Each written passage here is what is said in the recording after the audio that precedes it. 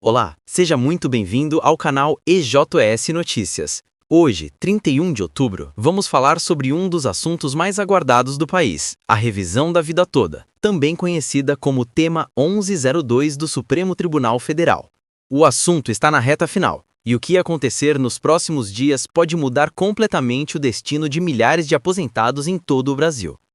Nosso objetivo neste vídeo é explicar de forma simples e completa em que ponto está o julgamento, o que realmente significa o prazo final da ministra Carmen Lúcia e o que pode acontecer assim que o processo voltar às mãos do ministro Alexandre de Moraes e do presidente do STF, Edson Fachin.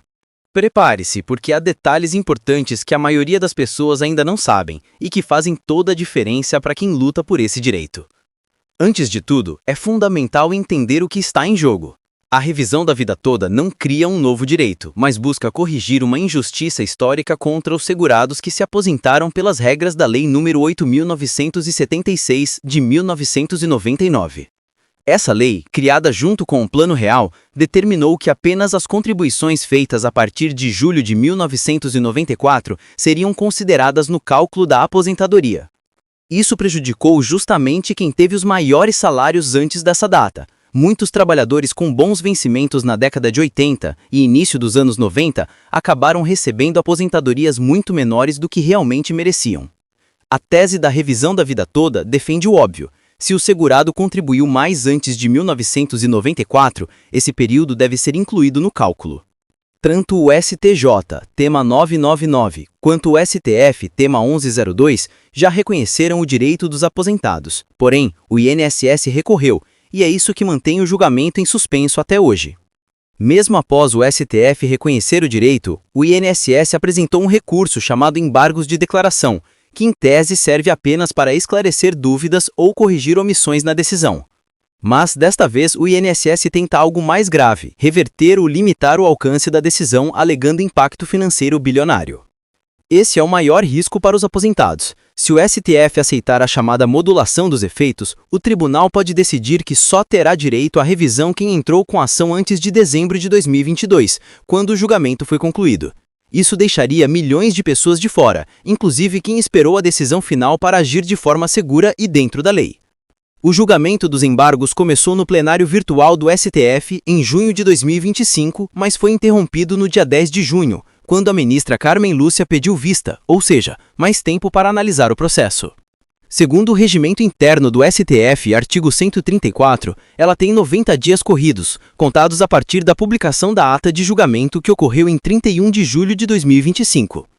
Fazendo as contas, o prazo final vence agora, entre o fim de outubro e o início de novembro de 2025. A boa notícia é que desde uma mudança regimental de 2022, quando o prazo de vista se encerra, o processo é automaticamente liberado para prosseguir, mesmo que o ministro ainda não tenha devolvido os autos. Ou seja, a revisão da vida toda voltará a andar nas próximas semanas. Mas atenção, liberado não significa pautado. Quando o prazo terminar, o processo volta primeiro para o relator, ministro Alexandre de Moraes, que decide quando o caso será liberado para ser incluído na pauta. Depois disso, o processo vai para o presidente do STF, Edson Fachin, que define quando o julgamento será agendado. Quando Carmen Lúcia pediu vista, o placar estava 4-2 contra os aposentados. Votaram a favor do INSS e da modulação Alexandre de Moraes, Cristiano Zanin, Gilmar Mendes e Luiz Roberto Barroso. A favor dos aposentados, André Mendonça e Rosa Weber. Ainda faltam votar Carmen Lúcia, Edson Fachin, Luiz Fux, Dias Toffoli e Nunes Marques. Ou seja, ainda há esperança de virada, principalmente se Fachin e Carmen Lúcia confirmarem seus históricos de votos favoráveis aos segurados. Os possíveis cenários. Cenário de derrota com modulação. Se a maioria mantiver o voto do relator Alexandre de Moraes, a decisão pode restringir o direito apenas a quem entrou com a ação até 2022, deixando de fora milhões de aposentados. Cenário de destaque, julgamento presencial. Qualquer ministro pode pedir destaque, levando o processo ao plenário físico. Nesse caso, haveria debate ao vivo e sustentação oral dos advogados, o que pode reabrir espaço para convencer ministros a mudarem de posição.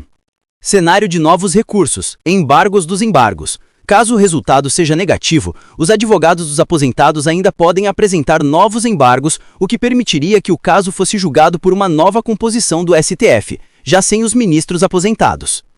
O que se vê é uma disputa entre a justiça social e o argumento fiscal. O INSS tenta limitar um direito já reconhecido, alegando impacto financeiro. Por outro lado, milhões de aposentados aguardam apenas receber o que contribuíram ao longo da vida. É uma luta que não é apenas jurídica, mas moral e humana. Agora, todos os olhos estão voltados para o prazo final de Carmen Lúcia, que se encerra neste início de novembro. Assim que o processo for devolvido, caberá a Alexandre de Moraes e Edson Fachin decidir quando o julgamento será retomado e, com isso, o destino de milhares de aposentados brasileiros. Se você apoia essa causa, comente aqui abaixo Revisão da Vida Toda já. Inscreva-se no canal e compartilhe este vídeo para que mais pessoas entendam a importância deste momento. Que Deus abençoe você, sua família e todos os aposentados do Brasil. Nos vemos na próxima, aqui no EJS Notícias.